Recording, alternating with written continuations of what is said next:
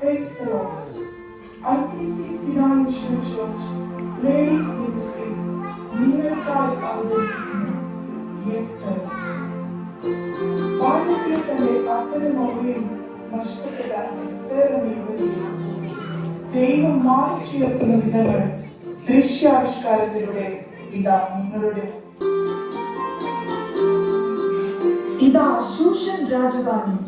അവിടെയതാ അഹശ്വേരോഷ് രാജാവ് തന്റെ വാഴ്ചയുടെ 3-ാം ആണ്ടിൽ തന്റെ രാജകീയ മഹത്വത്തിന്റെ ഐശ്വര്യവും പ്രതാപവും കാണിക്കേണ്ടതിന് സകല പ്രഭുക്കന്മാർക്കും ഭൃത്യന്മാർക്കും വിരുന്ന് കഴിക്കുവാൻ തീരുമാനിച്ചു. ഇതാ നാം നമ്മുടെ രാജകീയ മഹത്വത്തിന്റെ ഐശ്വര്യം മഹിമമതിന്റെ പ്രതാപം കാണുകയും അതേ പ്രഭു അങ്ങയുടെ വാഴ്ചയുടെ പ്രതാപം അവർണ്ണനീയമാണ്. ആരവിടെ നമ്മുടെ വസ്തി രാജ്ഞിയോട് രാജകിരീടം തിരിച്ച് രാജസദസ്സിലേക്ക് കടന്നു വരുവാൻ ആജ്ഞാപിക്കുന്നു. എന്താണ് നിങ്ങളുടെ ഉദ്ദേശം? അല്ലയോ രാജ്ഞി, തിരുമനസിന്റെ വിരുന്നിലേക്ക് രാജകിരീടം അണിഞ്ഞ് എഴുന്നള്ളി വരുവാൻ ഉത്തരവായിരിക്കുന്നു. എന്താണിത്? നമുക്കിപ്പോൾ വരുവാൻ മനസ്സിലായി അറിയിച്ചാൽ. തിരുമനസ്സേ, രാജ്ഞി എഴുന്നള്ളി വരുവാൻ വിസമ്മതം കാണിക്കുന്നു. എന്ത്? അവൾ എന്റെ ആജ്ഞ ധിക്കരിക്കുന്നു. നാം വസ്തി രാജ്ഞിയെ രാജ്ഞിസ്ഥാനത്തിൽ നിന്ന് നീക്കം ചെയ്തിരിക്കുന്നു. അവളുടെ രാജ്ഞിസ്ഥാനം അവളേക്കാൾ നല്ലവളായ മറ്റൊരുവൾക്ക് കൊടുത്ത് പുതിയ രാജ്ഞിയെ തിരഞ്ഞെടുക്കുവാൻ നാം കൽപ്പിക്കുന്നു.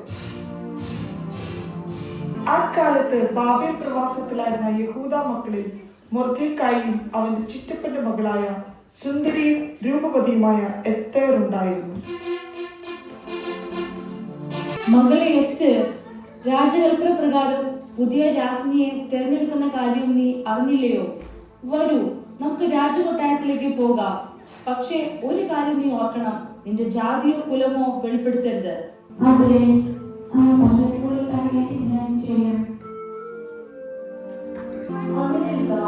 ശൂഷൻ രാജധാനി സംസ്ഥാനങ്ങളുടെ സുന്ദരിമാരായ യുവതികളോടൊപ്പം എസ്തേറും രാജ്ഞിയെ തിരഞ്ഞെടുക്കുന്ന ചടങ്ങിൽ പങ്കെടുക്കുന്നു.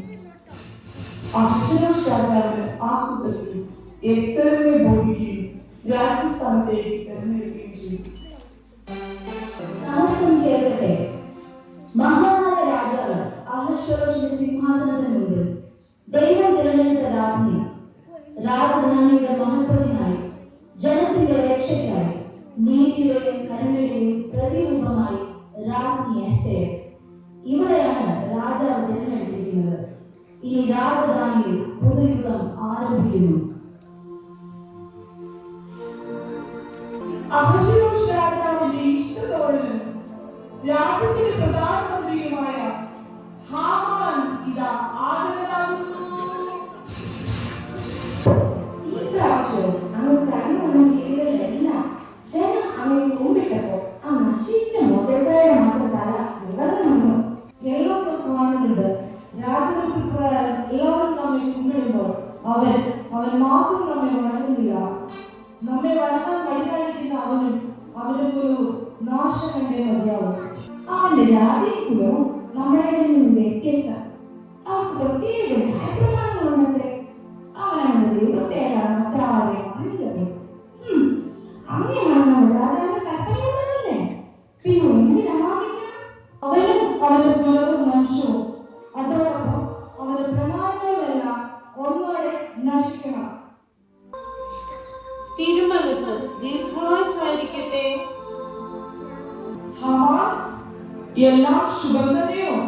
രാജാവേ, അങ്ങയുടെ രാജ്യത്തിന്റെ സകല സംസ്ഥാനങ്ങളിലുമുള്ള ജാതികളുടെ ഇടയിൽ ഒരു ജാതി ജീവിച്ചിത്ര കിടക്കുന്നു. അവരുടെ ന്യായപ്രമാണങ്ങൾ സകല ജാതികളിൽ നിന്നും വ്യത്യാസപ്പെട്ടിരിക്കുന്നു. അവർ അങ്ങയുടെ പ്രമാണങ്ങൾ അനുസരിക്കുന്നില്ല. അങ്ങേക്ക് സമ്മതമെങ്കിൽ അവരെ നശിപ്പിക്കുവാൻ ഉത്തരവ് പുറപ്പെടുവിച്ചാലും ആ ജാതിയെ ഞാൻ നിനക്ക് ദാനം ചെയ്തു, ഇഷ്ടംപോലെ ചെയ്തു കൊടുക്കാം. അങ്ങനെ ഹാമാൻ സകല യഹൂദന്മാരെയും അവരുടെ വസ്തുവകകൾ കൊന്നുമുടിച്ച് നശിപ്പിക്കേണ്ടതിന് സകല സംസ്ഥാനങ്ങളിലേക്കും 5 വർഷം എഴുത്ത് പുറപ്പെടുവിച്ചു. ഇത് കേട്ട മൊർദ്ദെഖായി പട്ടണത്തിന്റെ നടുവിൽ ചെന്ന് കൈപ്പോടെ അത്യുച്ചത്തിൽ നിലവിളിച്ചു, അയ്യോ, എന്നെയും എന്റെ ജാതിയെയും മഹാകഷ്ടത്തിൽ നിന്നും വിടുവിക്കണമേ. നിന്റെ ജനത്തെ ഉദ്ധരിക്കാൻ എന്തു ചെയ്യുവാൻ കഴിയും? അയ്യോ, 30 ദിവസത്തേക്ക് എനിക്ക് രാജസന്നിധിയിൽ പോകുവാൻ അനുവാദമുണ്ടല്ലോ. നീ ഈ സമയത്ത് മിണ്ടാതിരുന്നാൽ യഹൂദന്മാർക്ക് മറ്റൊരു സ്ഥലത്ത് നിന്ന് രക്ഷയും ഉദ്ധാരണവും ഉണ്ടാകും. എന്നാൽ നീയും നിന്റെ പിതൃഭവനവും നശിച്ചു പോകും. ഇങ്ങനെ ഒരു കാലത്തിനായിട്ടല്ലയോ നീ രാജസ്ഥാനത്ത് വന്നത്? ആർക്കറിയാം? അന്ന് ചെന്ന ജനത്തിനോട് 3 ദിവസം ഉപവസിക്കാൻ പറയണം. അങ്ങനെ തന്നെ ഞാനും എന്റെ ബാല്യകാര്യങ്ങളും ചെയ്തു. പിന്നെ നിയമപ്രകാരം അല്ലെങ്കിലും ഞാൻ രാജസന്നിധിയിൽ ചെല്ലും. അങ്ങനെ ഞാൻ നശിക്കുമെങ്കിൽ നശിക്കട്ടെ.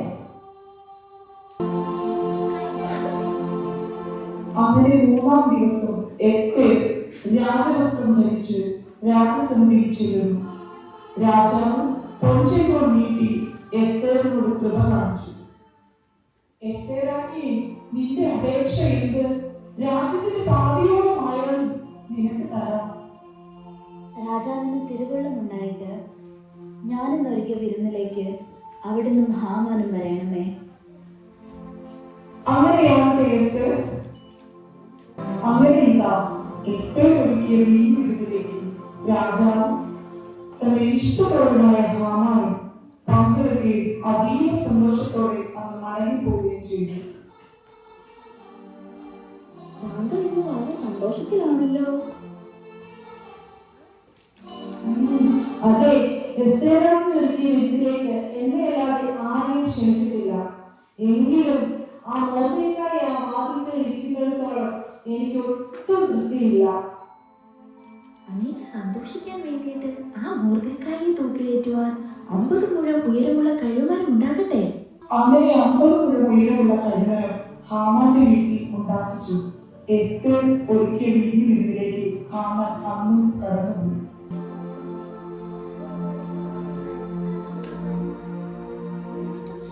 എസ്തേറാക്കി, നിന്റെ അപേക്ഷ എന്ത്? രാജ്യത്തിന്റെ പാതിയോളമായാലും നിനക്ക് തരാം. രാജാവേ, എന്നോട് കൃപയുണ്ടെങ്കിൽ, രാജാവിന് തിരുവുള്ളമുണ്ടെങ്കിൽ എന്റെ അപേക്ഷ കേട്ട് എന്റെ ജീവനെയും എന്റെ ആഗ്രഹമോർത്ത് എന്റെ ജനത്തെയും എനിക്ക് നൽകണമേ. ഞങ്ങളെ കൊന്നു മുടിക്കുവാൻ ഉത്തരവ് പുറപ്പെട്ടിരിക്കുന്നുവല്ലോ. വൈരിയും ശത്രുവും ദുഷ്ടനുമായ ഈ ഹാമാൻ തന്നെ. എന്ത്? എന്റെ അരമനയിൽ ധിക്കാരം കാണിക്കുവാൻ ഇവന് ധൈര്യം വന്നുവോ?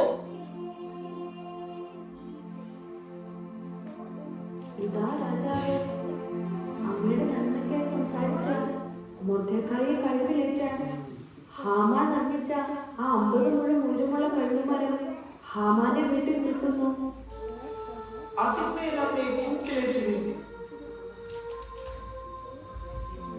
അങ്ങനെ മൊർദ്ദെഖായിക്ക് വേണ്ടി ഒരുക്കിയ കഴുമരത്തിൽ ഹാമാനെ തൂക്കിക്കളഞ്ഞു.